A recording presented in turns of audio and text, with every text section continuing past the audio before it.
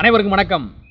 அமித்ஷா அவர்களோடு கைகோர்த்த எஸ்பி வேலுமணி அவர்கள் எடப்பாடி பழனிசாமி அவர்களுடைய சுயநலம், அதிமுகவினுடைய ஒற்றை தலைமையாக தான் இருக்க வேண்டும், அதிமுகவை எப்படியாவது அபகரித்துக் கொள்ள வேண்டும் என்று திட்டம் போட்டுக் கொண்டிருந்த எடப்பாடி பழனிசாமி அவர்களை தற்பொழுது கொஞ்சம் கொஞ்சமாக அதிமுகவினுடைய சீனியர்கள், குறிப்பா எஸ்பி வேலுமணி அவர்கள் எடப்பாடி பழனிசாமி அவர்களை ஓரம் கட்டக்கூடிய அந்த வேலைகளை செய்ய ஆரம்பிச்சிட்டாரு. அதனுடைய முதலாவது முயற்சியாக தான் ஒரு 20 to 25 சட்டமன்ற உறுப்பினர்களை அழைத்து லீலா பேலஸ் ஹோட்டல்ல ரகசியமான கூட சொல்ல தேவையில்லை, ஓப்பனாவே ஒரு மீட்டிங்கை போட்டிருக்கிறாரு. அவங்களிடத்துல இது போல விஷயங்களை எடுத்துரைத்திருப்பதாகவும் சொல்லப்படுகிறது. அதே போல பாஜக இடத்திலையும் சுமூகமான ஒரு உறவை கையாண்டு கொண்டிருக்கிறார் எடப்பாடி பழனிசாமி அவர்கள். பாஜகவிற்கு கொடுக்கக்கூடிய அந்த இடங்களை கரார் காட்டுறாரு. இத்தனை இடம் அவங்க 60 இடம் 65 இடம் கேட்குறாங்க அப்படின்னா எடப்பாடி பழனிசாமி அவர்கள் ஒரு கொடுக்க முடியாது அப்படின்னு சொல்லிட்டு அவங்ககிட்ட கரார் காமிக்கிறாருல. ஆகையினால தான் அமித்ஷா அவர்கள் அதிமுகவை சேர்ந்த ஒருவர் தான் முதலமைச்சராக 2026 என்டிஏ கூட்டணி சார்பாக தமிழ்நாட்டில் இருப்பார்னு சொல்லிட்டு அமித்ஷா அவர்கள் சொன்னார். இது எடப்பாடி பழனிசாமி அவர்களுக்கு செக் வைத்தது போல ஆகிவிட்டது. அதே போல எஸ்பி வேலுமணி அவர்களுக்கு ஒரு பூஸ்டை கொடுத்தது போல ஆயிடுச்சு அப்படின்னு சொல்லிட்டு அமித்ஷா அவர்கள் காய்களை நகர்த்தி வேகமாக ஆட்டத்தை ஆடிக்கொண்டிருக்கிறார். அதே போல அந்த ஆட்டத்திற்கு இணைந்து கொடுப்பது போல அந்த ஆட்டத்திற்கு மேலும் அமித்ஷா அவர்களுடைய ஆட்டத்திற்கு மேலும் வலு சேர்ப்பது போல எஸ்பி வேலுமணி அவர்களுடைய சமீபத்திய செயல்பாடுகளும் அமைந்திருக்கிறது. அவர் RSS விழாவில் போய் கலந்துக்கிறாரு. இதற்கு முன்பு RSS பேரணியை துவங்கி வைத்த கன்னியாகுமரி மாவட்டத்துடைய கிழக்கு மாவட்ட கழக செயலாளர் தலைவாய் சுந்தரம் அவர்களை எடப்பாடி பழனிசாமி அவர்கள் கட்சியிலிருந்தே நீக்கினார். இன்னைக்கு அதே RSS நூற்றாண்டு விழாவில் முன்னாள் அமைச்சர் எஸ்பி வேலுமணி அவர்கள் போய் கலந்துக்கிட்டு வர்றாரு. அவருக்கு எந்த ஒரு எதிர்ப்போ இல்லை அவருக்கு ஒரு கண்டனமோ யாரும் தெரிவிக்க முடியல. காரணம் என்ன அப்படின்னா அவர் எடப்பாடி பழனிசாமி அவர்களையும் ஓவர்டேக் செய்ய ஆரம்பிச்சிட்டாரு. அதிமுக அப்படின்னாலே இனி எஸ்பி வேலுமணி அவர்கள் தான், அவர் தான் தலைமை, அவருடைய கட்டுப்பாட்டில் தான் அந்த அணி இயங்கும் அப்படின்றது போல ஒரு சூழ்நிலை தற்பொழுது எடப்பாடி பழனிசாமி அவர்களுடைய அணிக்குள்ளாக எழுந்து விட்டது அப்படின்னு சொல்லிட்டு சொல்றாங்க. அதை பார்க்கும் பொழுது நமக்கு அப்படித்தானே தோணுது. எங்கு போனாலும் எஸ்பி வேலுமணி அவர்களுடைய பேச்சா தான் இருக்கிறது. இன்னொருபடி மேல போய் என்ன சொல்றாங்க அப்படின்னா எடப்பாடி பழனிசாமி அவர்கள் எஸ்பி வேலுமணி அவர்களுடைய சொல்படி நடக்கவில்லை என்றால் நாளை கட்சி உடையும் சொல்றாங்க. எப்படி உடையும், யார் பொதுச் செயலராக இருப்பாங்க, யார் முதலமைச்சர் வேட்பாளராக இருப்பாங்கன்னு சொல்லிட்டு இத்தனை கேள்விகள் நமக்கு மனதிற்குள்ளாக எழ தோன்றுகிறது. அதற்கெல்லாம் விடையும் ஆல்ரெடி தயார்படுத்திட்டாங்க. ஆப்ஷன் பிக்கு தயாரா இருக்கிறாங்க. பாஜகவும் எடப்பாடி பழனிசாமி அவர்களுடன் இருக்கக்கூடிய முன்னாள் அமைச்சர்களும் ஆப்ஷன் பி அந்த ஆபரேஷனுக்கு தயாராயிட்டாங்க. அவங்கள பக்குவப்படுத்திக்கிற ஆரம்பிச்சிட்டாங்கன்னு சொல்லிட்டு கூட ஒரு தகவலையுமே சொல்றாங்க. அப்படி என்ன ஆப்ஷன் பி?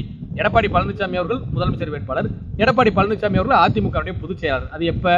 தற்காலிகமாக இப்ப என்டிஏ கூட்டணியில எடப்பாடி பழனிசாமி அவர்கள் நான் இருக்கிறேன்னு சொல்லிட்டு பாஜக சொல்படி கேட்டு நடக்கின்ற வரை இந்த நிலை தொடரும். என்றைக்கு பாஜகவிற்கு எதிரான மனநிலைக்கு எடப்பாடி பழனிசாமி அவர்கள் வருகிறாரோ அன்றைய தினமே எடப்பாடி பழனிசாமி அவருடைய தலைமை பதவி காலியாயிரும். ஆகையினாலதான் அதற்கு முதல் புள்ளியாக எடப்பாடி பழனிசாமி அவர்களுக்கு ஒரு பயத்தை காண்பிக்க வேண்டும். எடப்பாடி பழனிசாமி அவர்கள் நம்முடைய கட்டுப்பாட்டில் இருக்க வேண்டும் என்பதை மீண்டும் உறுதிப்படுத்த வேண்டும் என்பதற்காக தான் 2026 அதிமுகவை சேர்ந்த ஒருவர் முதலமைச்சராக இருப்பார். அது எடப்பாடி பழனிசாமி அவர்களா இல்லை எஸ்பி வேலுமணி அவர்களா என்பதை இந்த தேர்தலுக்கு முன்பாக எடப்பாடி பழனிசாமி அவர்கள் நடந்து கொள்வதை வைத்துதான் முடிவு பண்ணுவோம் அப்படின்றது போலதான் அமித்ஷா அவருடைய பேச்சு இருக்கு.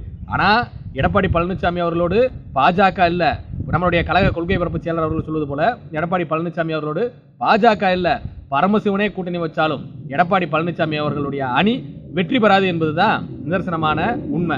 எடப்பாடி பழனிசாமி அவர்கள அமித்ஷா இல்ல, அந்த ஆண்டவனே இறங்கி வந்தாலும் அவர் அந்த முதலமைச்சர் அரியணையில அமர வைக்க முடியாது என்பதுதான் மேலும் உறுதி செய்யப்படக்கூடிய உண்மையாக இருந்து கொண்டிருக்கிறது. ஆனா எடப்பாடி பழனிசாமி அவருடைய அணிக்குள்ளாக இப்படி புகைச்சல்கள் இருக்கும் அப்படின்றது இப்ப நீலா பேலஸ்ல நடைபெற்ற அந்த கூட்டத்துல ரகசிய கூட்டம் சொல்ல முடியாதுல, அது அனைவருக்குமே தெரிஞ்சிருச்சு அப்படின்னு சொல்றாங்க. ஓப்பனாவே எஸ்பி வேலுமணி அவர்கள் அந்த கூட்டத்தை போட்டிருக்கிறாரு. அடுத்து நான் தான் முதலமைச்சராக வரப்போறேன்னு சொல்லிட்டு அவர் செல்லக்கூடிய இடங்கள் எல்லாம் சொல்லி கொண்டிருக்கிறார் அப்படின்னு சொல்றாங்க.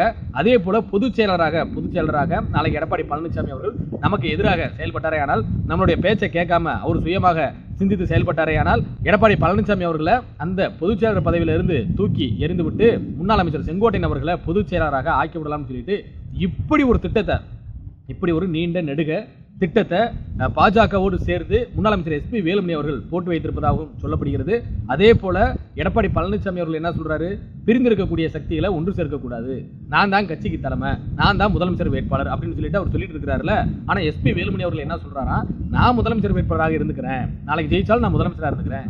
அதே போல கட்சிக்கு தலைமையாக பொதுச் செயலராக கட்சியினுடைய சீனியராக இருக்கக்கூடிய முன்னாள் அமைச்சர் செங்கோட்டையன் அவர்கள் வந்து இருக்கட்டும். அதே போல பாஜகவோட கூட்டணி வச்சுக்கலாம், நம்ம ஆட்சி அமைச்சிட்டோம் அப்படின்னா பாஜகவுக்கு ஆட்சி அதிகாரத்துல பங்கு கொடுத்துடலாம்னு சொல்லிட்டு எஸ்பி வேலுமணி அவர்கள் இருப்பதாக சொல்லப்படுகிறது. இன்னும் ஒருபடி மேல போய் பாஜகவிற்கு நம்ம துணை முதலமைச்சர் கூட கொடுத்துடலாம் அப்படின்னு சொல்லிட்டு எஸ்பி வேலுமணி அவர்கள் பேசிக் கொண்டிருப்பதாகவோ இந்த தகவலானது கசிந்து கொண்டிருக்கிறது.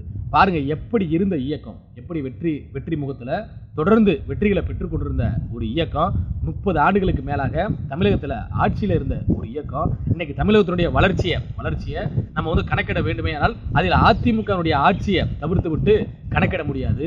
அப்படி தமிழகத்தினுடைய வளர்ச்சிக்கு, தமிழக மக்களுடைய எழுச்சிக்கு பல வகைகளில் உறுதுணையாக உந்துதலாக இருந்த ஒரு இயக்கம் அனைத்து இந்திய அண்ணா திராவிட முன்னேற்ற கழக இயக்கம். இன்னைக்கு எடப்பாடி பழனிசாமி என்கின்ற ஒற்றை நபருடைய சுயநல சிந்தனை இன்னைக்கு அதிமுகவை கபலீகரம் பண்ணிருச்சு. இன்னைக்கு பிரிந்திருக்கக்கூடிய சக்திகளை ஒன்று சேர்த்து ஒருங்கிணைந்த அதிமுகவை உருவாக்கி நம்மளை பலப்படுத்தி கொண்டு வரக்கூடிய கூட்டணி கட்சிகள்கிட்ட நம்மளுடைய வலிமையை காண்பித்து கூட்டணி பேரங்களை பேசி அவர்களுக்கு குறைவான இடங்களை கொடுத்து நம்ம அதிகப்படியான இடங்களில் நின்று தனி பெரும்பான்மையோடு ஆட்சி அமைக்கக்கூடிய வேலையை செய்ய வேண்டும் என்கின்ற எண்ணம் இதுவரை எடப்பாடி பழனிசாமி அவர்களுக்கு வரல.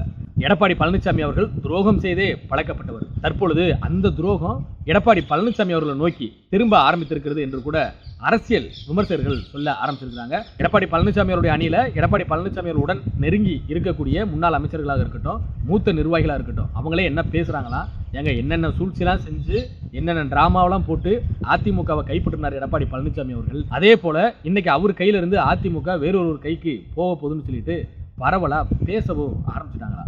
இன்னும் தேர்தலுக்கு முழுமையாக 10 மாதங்கள் தான் இருக்கிறது.